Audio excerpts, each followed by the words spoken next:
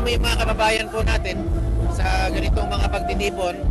At wala, parang pagbibigay lang po ng moral support sa kanila. Yun lang po. Kayo po, may panawagan kayo, anti-corruption daw po itong rally. Opo, ako po yung nakikiisa sa kanila, sa kanilang panawagan. Opo. Hindi po natatapos yan hanggat hindi po talaga nalalagay sa hustisya ang totoong mga may sala sa pinakamalaking korupsyon sa ating bansa. Magandang araw po sa lahat po ng nandito sa pagtitipon dito sa Liwasan.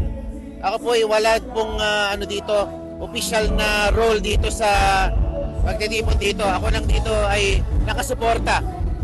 Dito lang po ako sa backstage at sumusuporta sa mga organizers. Wala pong official na bahagi dito sa pagtitipong ito. Kung ano pong masasabi nyo sa mga tao na kahit umuulan, bumabaha sa Kamayninaan, pinilit pa rin po nilang makaattend dito? Opo. Siguro damang-daman nyo na yung galit at puot ng mamamayan na kahit bumubuhos ang ulan at napakalakas, talagang wala pong makakapigil sa kanila para magsagawa ng ganitong pagtitipon para maparating nila ang kanilang hinaing sa ating gobyerno. Pero po may mga iba na in support sa kay Senator Marcoleta yung rally na to. Ano masasabi po din? Siguro isa na rin po yung sa nagpaigting ng mga pagkilos na to, yung pagkaka-aresto po kay Senator Marcoleta. Maaring nakaano po yun, nakapagpagalit lalo sa ating mga mamamayan dahil tila garapalan na po lumalabas po na lahat ng tumutuligsa at pumupuna sa mga galaw ng ating administrasyon, kanilang iniipit, ginigipit. At ito nga po, yung samut-saring mga kaso at asunto ang kanilang inilalakip sa ating mga leader. Kumusta po si Senator ngayon? Maayos naman siya at nagpapagaling naman siya. Kagaling ko lang po doon nung ilang araw. Opo. Paano nakaka-cope ngayon yung pamilya mo natin? Mahirap talaga ng ganito at kinakaya po namin na araw-araw binibisita po namin siya hanggat maaari para ipakita ang aming pagmamahal at suporta sa kanya. Opo, at hindi naman po siya pinababayaan ng mga kapulisan doon. Mabait naman po ang ating mga kapulisan doon sa PNP General Hospital. Sa kada bisita niyo po ba may pinapakabot sa Senator sa bayan?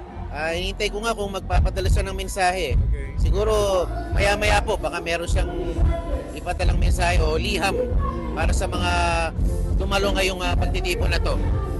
Sir, meron po ba kayo mensahe sa mga publiko ngayon after po nung nangyari kay Senator? Wala naman po, ako po nakikisuporta lang po dito sa pagtitipon. Wala po akong official na bahagi o role dito sa rally na to. Gusto ko lang pong makita yung mga kalagayan po ng mga rallyista. You know. Kayo sa Senator? Okay naman po. Salamat po sa inyong pagtatanong at malasakit. Sir, bakit po kayo nag-join ngayon dito? Wala, gusto ko lang makasama yung mga kababayan po natin sa ganitong mga pagtitipon. At wala, parang pagbibigay lang po ng moral support sa kanila. Yun lang po. Kayo po, may panawagan kayo, anti-corruption daw po itong rally.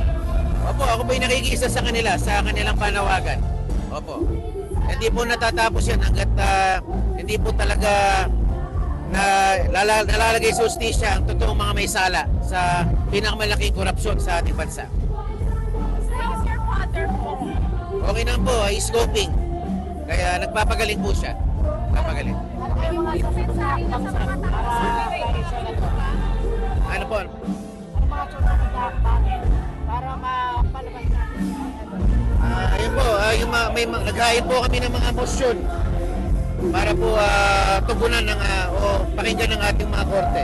May mga motions po tayong hinahain. Sir, may mensahe po kayo nga kayo sa publiko na itinapon sa inyo? Wala pa po eh.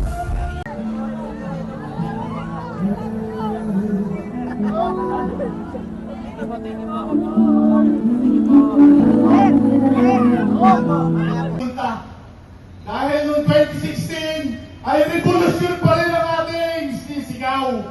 Bakit? May the peace and glory be upon us all.